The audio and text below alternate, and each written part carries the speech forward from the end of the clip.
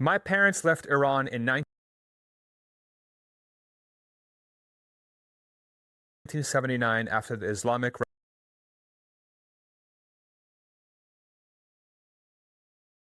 Revolution in search for a better life. They were young, educated, and hungry. The revolution had devoured everything they knew. It was clear to them that the path the country was going towards was a dark one. But on February 28, 2026, all the top leaders of the regime that stole my parents' country were killed. Now, after 47 years of brutal dictatorship, a country of 90 million people is ready to be uncaged. A country with unbelievably rich history that spans over 7,000 years. One of the most energy-rich and energy-dense countries on the planet. A 98% youth literacy rate. And a diaspora that helped build Silicon Valley. Nobody, and I mean nobody, is ready for what happens next. Everyone is focused on the geopolitics right now. The strikes, the regime collapse, who did what and when. But I want to talk about something that almost no one is paying attention to yet. And I think it's going to be one of the biggest economic, technological, and cultural stories of the next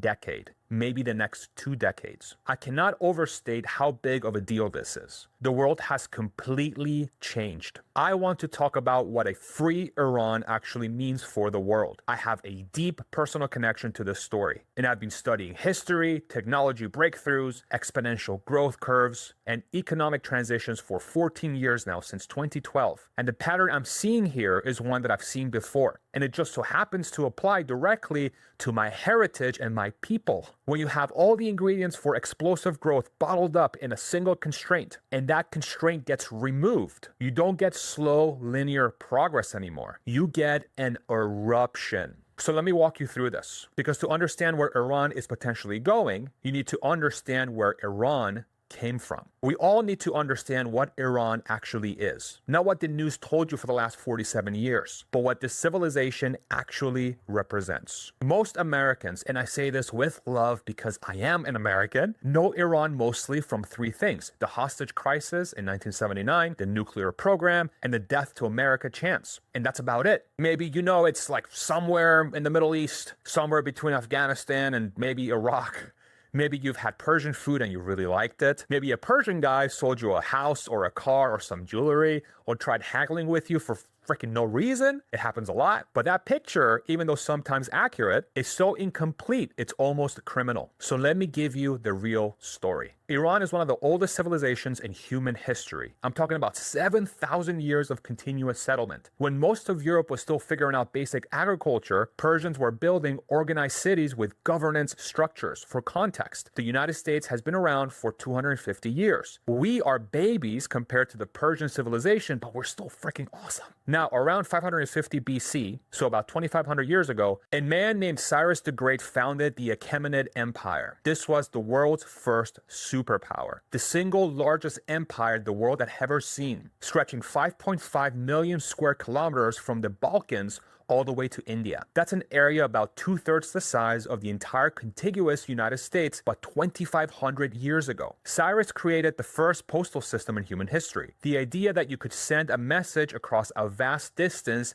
through an organized relay network. He created the first professional standing navy. He established the first universal legal code. Basically, the idea that law should apply equally to everyone in the empire, regardless of where they're from or what god they pray to. The Cyrus cylinder, which sits in the British Museum today, with a replica at the United Nations headquarters in New York, is considered one of the first declarations of human rights in recorded history. The UN literally keeps a copy of this thing in their building. It declared freedom of worship. It declared that deported peoples could return to their homelands. It established that conquered peoples would be treated with dignity. 2,500 years ago, a Persian king wrote this down before most of the world had figured out written law. They built Persepolis, the ceremonial capital of the empire, which was so magnificent that when Alexander the Great conquered it, even he was stunned by what he saw. The ruins are still there in southwestern Iran. It's a UNESCO World Heritage Site with its columns,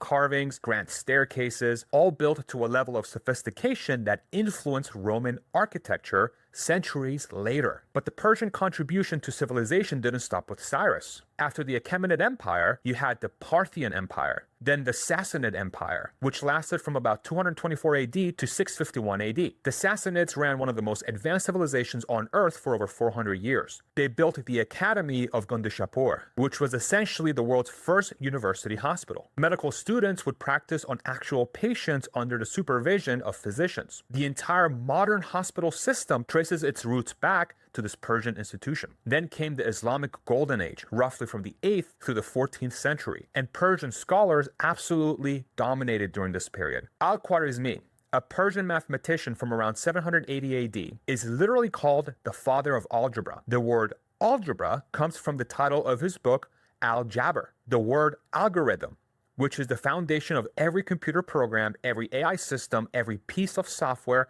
you've ever used, comes from the Latinization of his name, algorithmi. Omar Khayyam, another Persian mathematician and poet from the 11th century, found the general geometric solution to cubic equations. That's some of the hardest math in the world at the time, and he cracked it. What a beast. Avicenna, or m10, was a Persian polymath who wrote the Canon of Medicine, which became the medical textbook across Europe and the Islamic world for over 600 years. For 6 centuries, one Persian scholar's medical encyclopedia was the gold standard for how doctors were trained from the Middle Ages through the Renaissance. Rumi, the 13th century Persian poet, is today still one of the best-selling poets in the United States. Go check Amazon right now. A poet who wrote in Farsi 800 years ago outsells most English language poets in America in 2026. And while you're in Amazon, check out my book, Abundance or Collapse. Thank you. How about the word paradise, coming from the old Persian word parideza? I'm pretty sure I said that wrong, an enclosed garden. Even the concept of paradise is Persian. I could literally go on for hours about this. Astronomy, chemistry, architecture, literature, governance, military strategy. Persians were at the absolute forefront of human civilization for millennia. This is one of the deepest, richest, most accomplished civilizations in human history. Can you tell I'm proud of my people? Now I need to tell you about what happened in the decades right before the revolution, because this is the part that makes 1979 so tragic. This is the part that most people don't know at all. So in 1941, during World War II, the British and Soviets invaded neutral Iran and forced the ruling Shah, the king, to step down. His 21-year-old son, Mohammad Reza Pahlavi, took the throne. He was a young guy, Western educated, and he had a vision for Iran that was basically to make it modern, make it rich, and make it fast. In 1951, Iran's elected prime minister, Mohammad Mossadegh, nationalized the British-controlled oil industry. The justification was that Iran was producing oil that was making the British enormously wealthy, and Iranians were seeing almost none of it. So Mossadegh said, no, this is our oil, we're taking it back. Then in 1953, the CIA and MI6 ran Operation Ajax, a covert coup that overthrew the prime minister and fully restored the Shah's power. That event, Operation Ajax, is still one of the deepest sources of anti-Western resentment in Iran and the Middle East to this day. After the removal, the Shah consolidated power. He created Savak, the secret police, and crushed political opposition, targeting those that were connected to Soviet, communist, and hardline religious ideology. But he also launched something called the White Revolution in 1963. And this is where it gets complicated because the reforms were genuinely impressive. There was land redistribution. Millions of peasants who had been working feudal estates suddenly owned their own land. Then women's suffrage. Women got the right to vote, could run for office. The minimum marriage age was raised to 18, and equal rights in divorce were improved. The Shah's father had actually banned the veil back in 1936, and women entered universities and professions in huge numbers. Literacy corps sent young teachers to remote villages across the country, and the literacy rate jumped from about 15 to 20% in the early 1960s to over 50% by the late 1970s. Health corps went to rural areas. Malaria was basically eradicated. They built dams, highways, airports, factories. Tehran became a genuinely modern metropolis, the capital of Iran. Skyscrapers, Western-style nightlife, a growing middle class. Iran even started a nuclear program, and the economic growth was insane. From about 1963 to 1977, Iran's GDP was growing at 9 to 10.5% per year on average. That is absolutely insane. Among the highest sustained growth rates anywhere in the developing world at the time. For example, the US right now is at 3%. Just to put that in perspective, the only country that has achieved that lately was China a few years ago. China doesn't even get those growth rates anymore, and the US hasn't seen 9% in literally decades. Now, after the 1973 oil crisis sent prices through the roof, oil money flooded in and Iran became a regional powerhouse. Per capita income skyrocketed. Iran was seen as the model of a modernizing country. World leaders visited. International corporations set up shop. By the late 1970s, Iran had a large secular middle class, vibrant universities, and was considered one of the most advanced countries in the region. So you're probably thinking, that sounds pretty freaking amazing. What went wrong? Why would people overthrow that? That's what partially led to the 1979 revolution. The modernization was real. The progress was real, but it was all topped down. There was no democracy after 1953. Opposition parties were banned or controlled, and Savak captured many who dissented. The oil wealth enriched the elite and transformed Iran, but millions of rural migrants flooded into urban slums. There were people living in poverty watching the wealthy class drive European cars and go to Western-style discos. The inequality was visible and enraged many. And then there was the cultural clash. This one's really important to understand. The westernization happened so fast that it alienated a massive portion of traditional and religious Iranians. The clergy lost land, influence, and legal power. For millions of Iranians, it felt like their country was losing its soul, that the Shah was selling Iran's identity to the West in exchange for modernity. Ayatollah Khomeini was exiled in 1964 for publicly denouncing the White Revolution, but from exile, his tapes criticizing the Shah spread throughout the country. By 1978, a broad coalition of Islamists, leftists, liberals, students, and bazaar merchants united against the regime. And by late 1978, the protests were unstoppable. The Shah left Iran in January 1979, and Khomeini returned in February. And at that point, one of the most advanced, fastest modernizing countries in the developing world was handed to a theocratic regime that would suffocate it for the next 47 years. Almost immediately, the Islamic regime started executing many members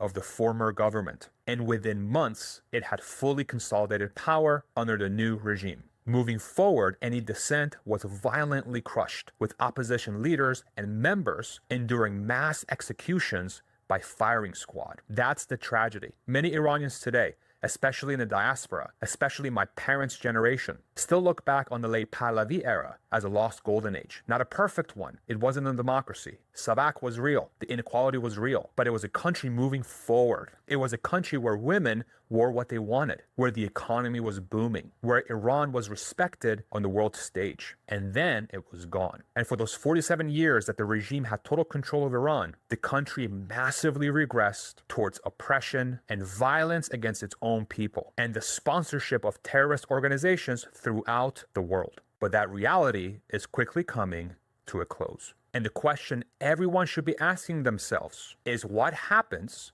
when you release 90 million people with that kind of civilizational DNA that we just went through back into the world? What if the removal of the form of government that seeks peace, advancement, and equal rights for its own people? Let's start with demographics. Iran has roughly 90 million people. About 42% of them are under 25 years old, and the youth literacy rate is 98%. That's advanced economy statistics trapped inside a sanctioned, repressive regime. For comparison, the US youth literacy rate is 99%. Iran is at 98% under sanctions, under a theocracy, and with a huge chunk of their college-educated citizens living abroad. Iran produces the third highest number of engineering graduates in the world. And here's the stat that blew my mind. Ready? About 70% of their engineering graduates are women. Let me say that again. Under one of the most repressive regimes for women's rights in the modern world, 70% of engineering graduates were women.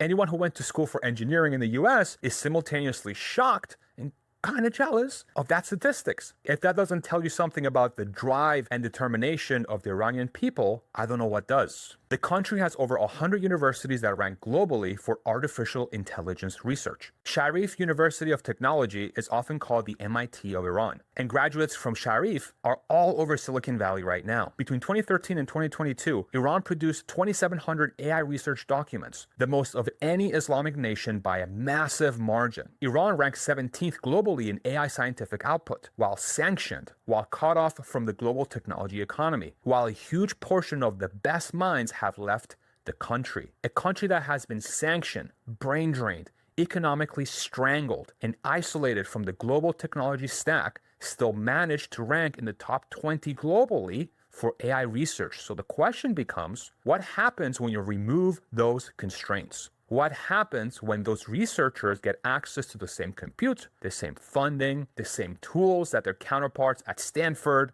and MIT and Google have always had? The answer is obvious, an explosion of capability that most people aren't even beginning to model. Now I want to talk about the brain drain. This is the part that hits me personally. My parents left Iran because of the revolution. They didn't flee in a panic. They made a deliberate choice. They were young, educated, and they could see where the revolution was taking the country. They wanted better educational opportunities, better futures for themselves and eventually for their kids. Hello. So they left. It was forward-looking, it was calculated, and it was incredibly difficult, as I'm sure you can tell. Leaving everything behind, their families, their careers, their home, their country, their language, to start from zero in Spain, where they had me and my brother, and again in 1999 in America, in search for the American dream. That story, multiplied by millions, is the Iranian diaspora. Before the 1979 revolution, over 90% of Iranian students studying abroad returned home. They went to Harvard, Stanford, MIT, Oxford, Cambridge, and they came back to build Iran. But today, less than 10% return. The cumulative cost of brain drain to Iran has exceeded $38 billion,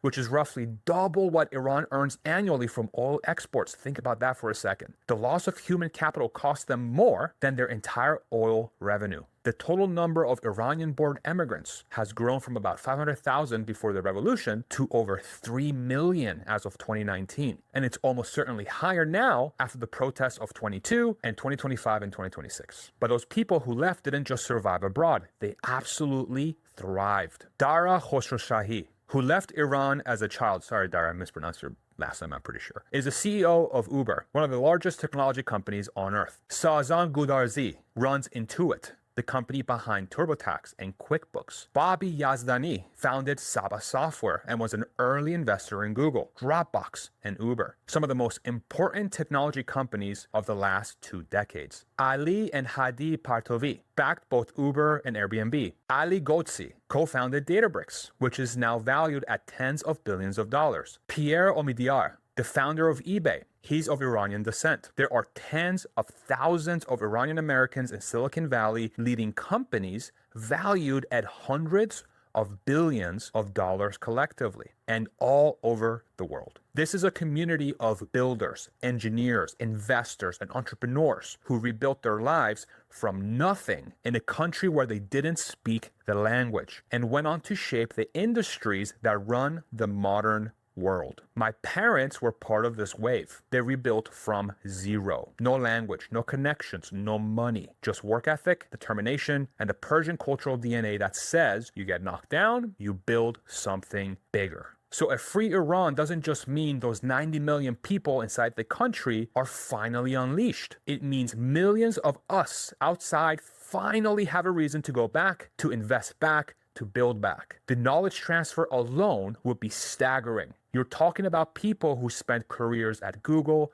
Apple, Microsoft, Tesla, Uber, and so many other industries, bringing all of that expertise home. This is truly a surreal time. My parents left Iran 47 years ago, and they never thought they'd see this day. And I'm sitting here in America, the country they chose, the country that gave them a chance, watching their homeland finally get a chance too. How do you even process that? What does that feel like after 47 years of hoping and wandering and watching from a distance? I don't have the words for it yet. I'm not sure I ever will have the words, but damn it, does it feel good. Now I want to show you why I think the economic story is so compelling. And I'm going to use real historical examples because everything I'm about to describe for Iran, it's happened before, multiple times. Start with South Korea. After the Korean War in the early 1950s, South Korea was one of the poorest countries on earth. GDP per capita was around $67 in the 1950s. The country was devastated, flattened, hopeless. Today, South Korea's GDP per capita is over 35,000. That's a 500 times increase, 500 times richer than where they were. They went from one of the least developed nations in the world to a top 10 economy. Samsung, Hyundai, Kia, LG, SK Hynix, all Korean companies that dominate global markets today. How did they do it? Education investment, an educated diaspora that sent capital back and expertise back home as well, and a government that bet everything on technology-driven export growth. Does that sound familiar? Does that pattern remind you of anyone? How about Singapore? In 1965, when they gained independence, Singapore was described as a fishing village. GDP per capita was around $500. Half the population was illiterate. 70% of households were overcrowded. A third of the population lived in slums. But today, Singapore has the highest GDP per capita in the world by purchasing power parity, about $94,000 per person, higher than the United States, higher than Germany. Then Switzerland. They went from one-third the average income of Western Europe in 1960 to roughly double it today in one generation. How about the UAE and Dubai? Before the 1960s, Dubai was a fishing and pearl diving port in the desert. Then they found oil in 1966. But the smart part, the really smart part, was that the rulers knew oil was finite. So they diversified immediately. They built financial centers, tourism infrastructure, and positioned themselves as a global logistics hub. Today, less than 1% of Dubai's GDP comes from oil. They built one of the most recognizable cities on earth from literal sand in about 50 years. How freaking crazy is that? What about Rwanda? This is the one that most people have no idea about, including myself before this video. After the devastating genocide in 1994, Rwanda was one of the poorest, most broken nations on earth. But today, they have 4G network coverage for 95% of the population. Digital payment adoption above 80% among adults. And their economy grew 7.8% in the first quarter of 25. They leapfrogged traditional banking entirely. They went straight to mobile payments and digital finance. Their government wants to dramatically increase technology's share of GDP over the coming decade. What did all these countries have in common? Education investment, energy resources, or smart positioning, determined populations willing to work incredibly hard, and governance that bet on technology. Iran has something even more potent than any of them, if I say so myself. The combination of massive energy reserves, a highly educated young population, 7,000 years of civilizational history, and a motivated global diaspora worth hundreds of billions in collective capital and knowledge. All of those ingredients at once. Now I want to talk about the intersection of all of this with AI and energy, because this is the angle that I think is the most consequential and the one almost nobody is even thinking about. Okay, so I know everyone who's watching this is either a passive user of AI, things like ChatGPT, Claude, Grok, Gemini, or a heavy user, things like Claude Code, OpenClaw, GPT 5.3 Codex, and a bunch of other insanely advanced tools. Those of us who use AI very heavily know that it's a completely game-changing technology, which has made so many things so much easier to do. Gone are the days of using Google to find information. You just have to ask AI. But more importantly, AI is a gigantic accelerant for business creation and business execution, especially with the breakthroughs in AI agents, which allow people to deploy AIs to do the work that humans would traditionally do at a fraction of the cost, 24/7, at a quality and speed much higher than the average human. Which, by the way, I've just opened up beta access to my tool for content creators that removes all the friction from creating content using AI. I use the same exact processes for the creation of this video. It's called Farzad AI, and I have a link for it in the description in the comment section below. But coming back to AI, for countries that are looking to modernize, this technology is like pouring a gigantic amount of gasoline on top of an already gigantic fire. I cannot overstate how big of a deal AI is to a developing nation. It's synonymous with agrarian societies completely skipping landlines and going straight to cell phones in the age of the smartphone. but 10 times bigger, maybe 100 times bigger. AI does the same exact thing, but for intelligence. And if you've been following the AI story, you know that the single biggest bottleneck for technological progress right now is energy. AI models need enormous amounts of compute, and compute needs enormous amounts of power. Every major AI company on Earth, xAI, Google, Microsoft, OpenAI, Anthropic, Meta, is scrambling to secure energy sources right now. Data centers are being built as fast as concrete can be poured, and chips can be made. And the binding constraint has shifted from chips to electricity. Let me put some numbers on this so you can see how real the problem is. The International Energy Agency expects global electricity demand from data centers to more than double by 2030. In the United States alone, AI data center demand has already pushed electricity prices up. The average residential rate went from about 12 cents per kilowatt hour in 2020 to roughly 18 cents per kilowatt hour in 25. That's a 50% increase in 5 years, and a chunk of that is being driven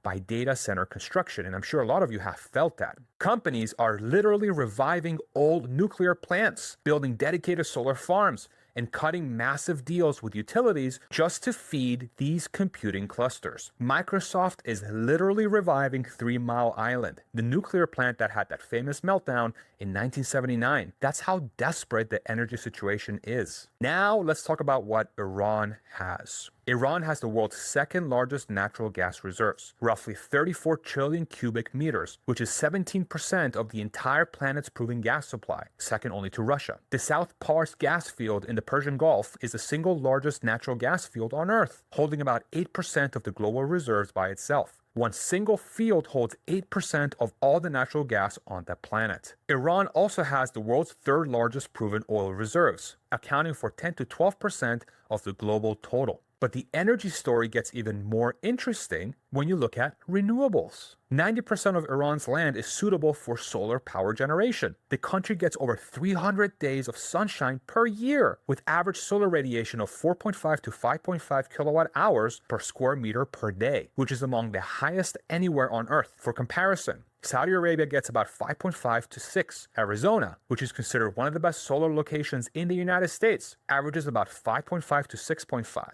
Iran is in the same tier as the best solar regions on the planet. So now the question becomes, what does all of this mean together? Right now, if you're an AI company looking for where to build your next data center, what do you need? You need 3 things: cheap, abundant power, lots of land, and good connectivity. Iran has all 3, potentially at some of the lowest costs on the planet. Iran's electricity costs are currently at around 0.6 to 1.5 cents per kilowatt hour. The US average is 13 to 18 cents. That's roughly a 90% cost advantage. Now, some of that is due to government subsidies that would probably change under a new government. But even at market rates, when you're sitting on the world's second largest gas reserves and some of the best solar radiation on Earth, and a very friendly government that would be tripping over itself to modernize as fast as possible while hopefully learning from past mistakes, your energy costs are going to be dramatically lower than most of the developed world. A single large AI data center consumes about 100 megawatts of power or more. Some of the new ones are being built at gigawatt scale. That's 1 billion watts. Iran has the energy resources to power dozens of these facilities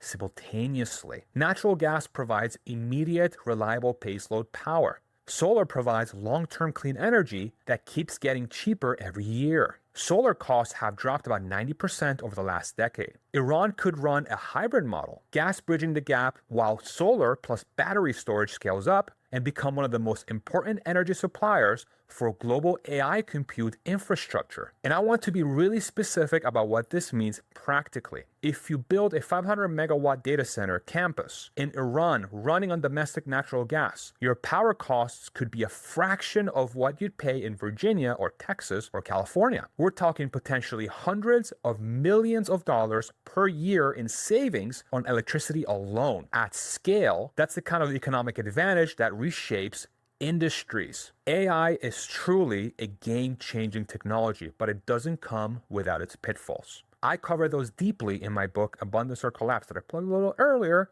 And if you're interested in learning more about those pitfalls, I highly recommend you check out the book. And again, I'll have a link for that in the description in the comment section below. Now, some of you are thinking, okay, Farzad, great. Obviously, you're freaking biased here, the Iranian American, writing about Iran's potential and talking about it. Your parents are from there, your heritage, your identity, your family, all wrapped up in this freaking story. You like AI, you talk about it all the time. Yeah, I own it. I own it. I am biased, very biased. But I push back and say that the bias makes my analysis sharper, not weaker. Understanding this culture from the inside, the work ethic, the pride, the resilience, the chip we all have on our shoulders from 47 years of suffocation. That matters when you're trying to predict what happens when you remove the ceiling. I've been inside the Persian community my entire life. I've watched what the diaspora does with nothing. Imagine what they do with everything. But I also need to steelman the other case because intellectual honesty demands it. Skeptics will tell you about Libya. After Gaddafi fell, the country descended into chaos. You no longer had a functioning government, you had rival militias, a failed state that still hasn't recovered a decade later. They'll tell you about Iraq. After Saddam Hussein, you got years of sectarian violence, a power vacuum that gave birth to ISIS, and a country that's still struggling to stabilize. They'll point to Syria, which has been in civil war for over a decade. They'll say regime change sounds great in theory, but the aftermath is almost always ugly. And you know what? They have a point. They are right. Not to mention the countless other regime change wars over the last few decades that were complete and total failures. Those are legitimate examples and they deserve to be taken seriously. And I'm not going to wave them away. If you're going to make the bull case for anything like I am, you have to be honest about the risks. Otherwise, what's the point? They'll also point to infrastructure. 47 years of mismanagement, corruption embedded at every level of the economy. Oil and gas infrastructure that's been underinvested. Roads and bridges and power grids that need massive upgrades. They'll point to geopolitical complications. Iran's relationships with Russia and China. The complexity of unwinding decades of sanctions. The risk that the transition takes years instead of months. These are all real risks. I hope I'm not naive about any of them, but I think Iran is fundamentally different from these other examples for several specific reasons. First, the population. Iran has 90 million people with a 98% youth literacy rate. Libya had 6 million people with far lower education levels. Iraq was deeply divided among sectarian lines in ways that Iran, while diverse, is not to the same degree. The educational foundation in Iran is categorically different from any other post-regime change country we've seen. Second, the diaspora. Libya didn't have a massive, wealthy, globally connected diaspora ready to re-engage. Iran does. Millions of people who've built success across every major economy on earth, holding hundreds of billions in capital, with networks spanning Silicon Valley, London, Dubai, Toronto, Frankfurt, Paris. That's a stabilizing force and an economic engine that has no parallel in any of these other cases. Third, civil society. Even under brutal repression, Iran's civil society demonstrated extraordinary organization. The 2022 Women Life Freedom protests, the 2025-2026 protests that preceded the strikes. Over 7,000 people and as much as 40,000 people died protesting this regime. That level of sacrifice tells you something about the determination and organization of the people. This wasn't a top-down regime change imposed from outside. The population was already rising. Fourth, and this is the one nobody's talking about, it's 2026, not 2003. When Iraq fell, there was no AI. There was no Claude, there was no Grok, ChatGPT. There were no tools that could let a 22-year-old in Tehran build a globally competitive software company from a laptop. The technology environment is completely different. Iran is being liberated into an AI era, not into the pre-smartphone era. Now let me explain the last point. Build thousands of bank branches across the country like the US and Europe did over hundreds of years. It leapfrogged directly into mobile banking with M10. Today, mobile money transactions in Kenya represent a huge portion of GDP. They skipped the entire traditional banking infrastructure. They just jump right over it. Iran has the same opportunity, but with AI. A 22-year-old in Tehran with access to Claude or Grok and a decent internet connection Hello Starlink can build a software company that competes globally on day one. They can write code, design products, create marketing materials, handle customer support, analyze data, build financial models, make videos, all using AI tools that are available to anyone with an internet connection. You don't need freaking venture capital for that. You don't need a Silicon Valley address. You just need talent, energy, and tools. And so why is that important? Because the traditional path for a developing country was that first you had to build infrastructure, then you train the workforce, then you develop industry, then you compete globally. That process used to take 50, 60, 70 years. AI compresses that timeline dramatically. The tools themselves act as a force multiplier for human talent, and Iran has a massive pool of human talent that's been bottled up. Iran also has something else that makes this even more powerful. 80% of the population already uses VPNs to access the internet. They've been watching the rest of the world through VPNs for years. They know exactly what's out there. They know what tools exist. They know what's possible. A lot of them are probably watching this video, I hope. They've just been caged. When the cage opens, they don't need to be taught about the internet. They don't need to be shown what AI can do. They already know. They've been preparing for this moment, either directly or indirectly. Iran also already has a startup scene. Most people don't know this.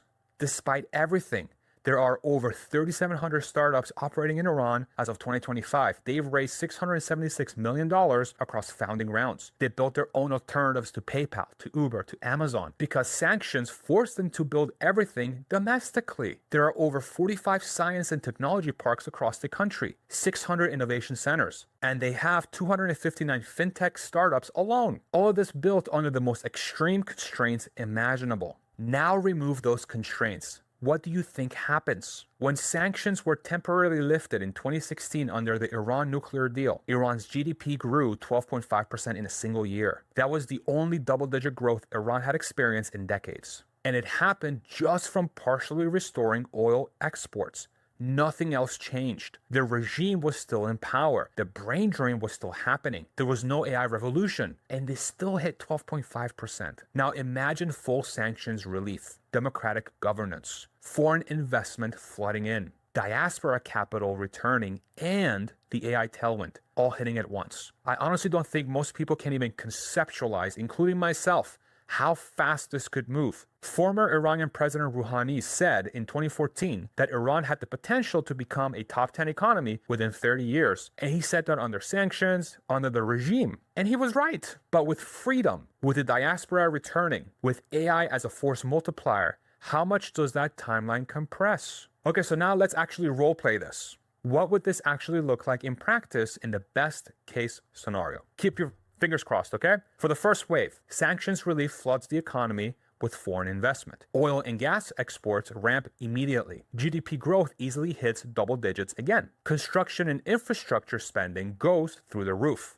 International companies start exploring the market. Tourism opens up. Iran has some of the most beautiful architecture and historical sites on the planet. The second wave, you have the diaspora engagement. This happens over years 2 through 5, let's say. Capital starts going from Iranian Americans, Iranian Europeans, Iranian Canadians back into the country. Startups, tech companies, real estate, manufacturing, the whole spectrum of economic activity. The knowledge transfer is enormous. Maybe they don't all move back permanently, but investments, advisory roles, partnerships, joint ventures, the economic links multiply very quickly. Then the third wave, the AI leapfrog. This is the part that freaking excites me the most. From the first year, Iran doesn't need to follow the traditional development path. With AI tools and young, educated population, they skip decades of incremental development. They go straight to AI-powered healthcare, AI-powered education, AI-powered financial services, AI-powered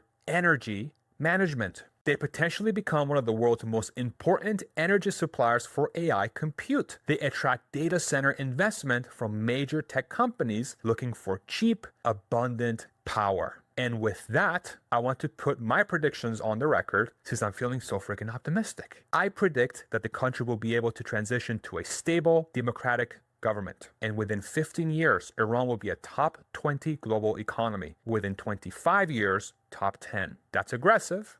I know that. Maybe the transition takes longer than I expect, or the political situation is messier than I hope, or my emotional connection to this whole thing is making me freaking deluded and naive. But after analyzing disruptions, technology transitions, and exponential growth curves, the pattern is one I've seen before. When a system has all the ingredients for explosive growth, but is being held back by a single constraint, once again, removing that constraint doesn't produce slow, linear improvement. The ambition doesn't slowly build, it erupts. That's the pattern that has been happening over and over and over again throughout human history. And Iran's constraint just got removed. If you think the world looks the same in 10 years, you're going to be very surprised. Iran was a great civilization long before the Islamic Republic existed. The people who built Persepolis, who invented algebra, who wrote the first Declaration of Human Rights, who built the world's first university hospital, who gave us Rumi, all those people's descendants are still there. 90 million of them, young, educated, hungry, and hopefully finally free.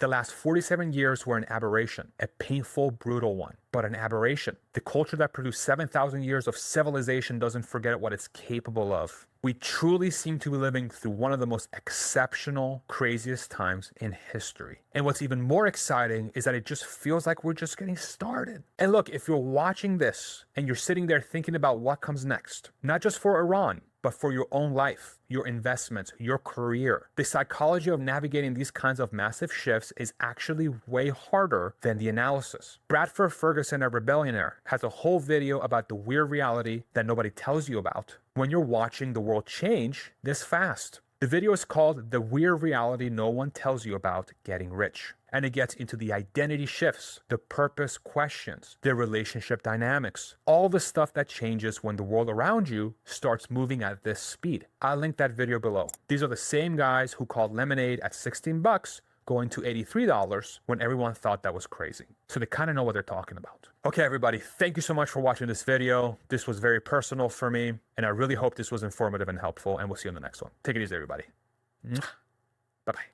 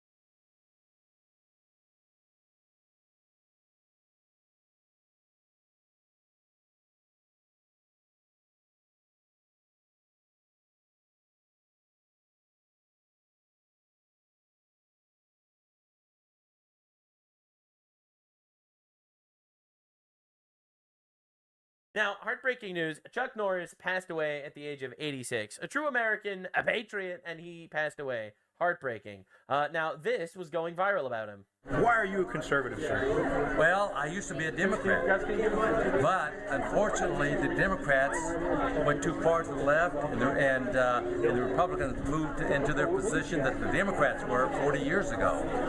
See, and so what the Democrats believed 40 years ago, the Republicans believe today. And so I realized that I had to go to a Republican because the Democrats just got too far off the trail. It just got completely. Yeah, so he is a Republican because the left is retarded. Now, of course, all the leftoids are immediately going to shit on his grave because they are the party of morality. And here's the entire internet is remembering his legacy. Right? It's just constantly, bro. There are thousands and thousands of posts like this. And of course, on top of the crazy lefties celebrating his death, you have mainstream leftist media outlets saying, oh, his death is complicated. Actually, look at... And they're actually doing this, by the way, for the record. All right, Chuck Norris was a great action star, but politics may overshadow his legacy. He was a good man that died. This is evil. Like, what are we fucking doing? And why are they all like this? This is the journalist, by the way. It's amazing how, like, you can imagine exactly what they look like before you actually see them. All right. Just found out that Norris was actually a raging Zionist. Free Palestine. Rest in peace. Wow. Wow. You waited till he died to say that? Understandable. Yeah, true, fair, valid. And it's honestly unbelievable how evil these fuckers are. It's the party of tolerance. Did you not hear the memo? Now, Trump actually just spoke with reporters, gaggled with the press before departing the White House, and bro was on fire. I didn't see this yet, but apparently it was insane. President. Hello, everybody. I thought I'd bring our great Secretary of State out. Oh, and shit. he's doing a fantastic job, so we have Marco. Oh my god, Trump and Marco are going somewhere. Dude, every time that happens, something insane goes down. Go ahead, please. Mr. President, I wanted to ask you, Iran executed 3 people this week. Terrible. You have vowed strong action in the past. What message would you send? Well, we've been hitting them awfully hard. I mean... What strong message do you want? We fucking obliterated them. I don't know if you can possibly get hit harder, but these are thugs and animals and horrible people. But you can't hit anybody harder than we've hit them. But I'm not surprised. They executed 3 young people for protesting. And do you plan to escort those ships through the Strait of Hormuz with or without? Unbelievable watching people on CNN being like, we are just like them. We've lost Americans that were protesting too. Yeah, they tried to fucking kill ICE agents. These guys massacred 40,000 of their own people. Well, we're doing very well there. We're doing very well overall. You know, we don't use the Strait. We don't. The United States. We don't need it. Europe needs it. Oh, Korea, shit. Japan, China, a lot of other people. So they'll have to get involved a little bit on that one. Mr. President, do you still want South Korea support the United States? Yeah, what about it? Do you still want South Korea support? Well, I love South Korea. We have a great relationship with South Korea. We're helping South Korea a lot. Mr. President, do you think Israel will be ready to end the war when you're ready to end the war? Mr. President, I think so, because Israel's on America's leash. Everyone got this shit flipped. You know, everyone's like, oh my god, Israel controls America. My guy, America controls Israel. Anyone that pays attention to geopolitics knows that Israel is just our attack dog in the Middle East. And we'll play good cop, bad cop with them whenever we need. Competent at doing that and at gathering intelligence. I mean, look at how they took out basically every single Iranian leader. But the reality is, when Trump says jump, Israel kind of says how high. We give them billions, all right? They better. I'm not going to lie. Which is why I want to stop funding fucking everybody. All right? This is why I believe in foreign funding. Bye-bye foreign funding. Don't want to foreign fund anybody. But that is the reality. All right? The Israelis generally love Americans. They love America. And, you know, we give them billions of dollars. And essentially, they do what we say. All right? Trump said last time, Israel, stop the war. They don't know what the fuck they're doing. And Israel stopped the war. I mean, that's just kind of how it works. Relationship's a very good one, I think so. Mr. President. We want more or less similar things. You know what we want? We want victory, both of us, and that's what we've got. Mr. President. What's your plan for Card Island? You know, I may have a plan or I may not, but how would I ever say that to a reporter? If I said That to a reporter, Marker would say, He's please, right. sir, let's bring you over to the helicopter immediately, right? I can't tell you that. Mr. President, I love when they do that. It's like, what are your top secret military plans, Mr. President? Mr. President, the economic pain. Certainly a place that's people are talking about, but I can't say. Yeah. Are you ruling out How ground will troops the there, though? operation Epic Fury affect talks with Russia on Ukraine? What about it? Are the talks on back burner right now because of No, no? we're talking about it. I think it'll get done. When do you expect the next round of talks to take place? They take place almost every day. We're making a lot of progress. Mr. President, You said that the war was militarily won in Iran. What did you mean by that? You said the war was militarily won in Iran. What did you mean by that? Oh, I think we've won. We've knocked out their navy, their air. What did you mean by that, sir? We are sharing the ocean with Iran. We got the top half, and they have the bottom half. All right, we know it's so over, bro. Force. We've knocked out their anti-aircraft. We've knocked out everything. We're roaming The only Ayatollah they have left is gay and has erectile dysfunction. free. From a military standpoint, all they're doing is clogging up the strait. But from a military standpoint, they're finished. So how much longer should the American people expect? You said opening the Strait of Hormuz is a simple military maneuver. Very simple. Yeah, but what did you mean by that? It's a simple military maneuver. It's relatively safe, but you need a lot of help in the sense of you need ships, you need volume. And NATO could help us, but they so far haven't had the courage to do so. And others could help Humiliate us, them, but sir. you know, we don't use it. Please continue humiliating NATO, sir. The more the better, actually. Those guys are retarded. They've been taking advantage of us forever. All right, they've been taking our money, they've been taking our troops, and they give us absolutely nothing in return. Humiliate them. Prove that we don't need them, and they only need us. All right, this is a one-way street, and quite literally, it's time to go. All right, I believe in American sovereignty and American power. I believe in an America First policy where we do not need to be leeched off of by retards that fucking hate us. That's right. That's my policy. That's why I don't want foreign funding. And when I say foreign funding, people think I just mean like Israel, Ukraine. No. I don't want to be part of the UN. I don't want to be part of NATO. I don't want to be involved in this gigantic shit machine of global politics where all these retards and faggots feel like they have the right to have an opinion and force us to obey their opinions. Their opinion means nothing to us. We're the strongest country in the world. We don't get anything out of most of these giant organizations that just sit there to write strongly worded letters and condemn us whenever we do anything. Oh no, I can't believe you captured Maduro. We read a strongly worded letter. You invaded the sovereignty of Venezuela. I don't give a fuck about your opinion, actually, sir. And if you actually had anything on us, you would do it. All right, call the international law police. Wee woo, wee woo. Maybe they'll come and arrest us. Maybe they'll put us in international law jail. Oh wait, they won't. They can't. They literally, quite literally fucking can't. All right, I don't care. I don't care about their strongly worded letters. I don't want to be part of this global hegemony of retards. Because that's literally what we're dealing with. Like, oh my god, did you know that Nigeria condemned us in the UN? I don't give a shit. Somalia has condemned us for racism. Oh really, Somalia condemned us for racism. I don't give a fuck, dude.